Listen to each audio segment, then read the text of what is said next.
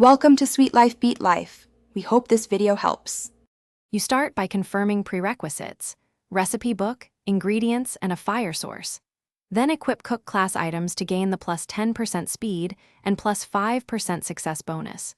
Begin with simple, repeatable recipes that take about 1 minute each to execute. This gives steady XP and predictable yields.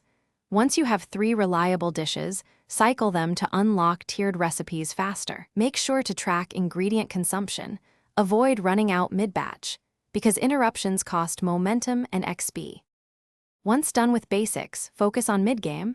Upgrade your stove to cut cook times and increase batch capacity. That directly multiplies your output. You should add flavor modifiers and herbs to push dishes from common to rare, which yields better XP and bonuses. While cooking, maintain inventory discipline. Keep 1 extra chest and reserve roughly 50% of key ingredients for recipe trials. If a new recipe fails, analyze ratios and adjust cooking order. Timing and ingredient order often decide success versus failure.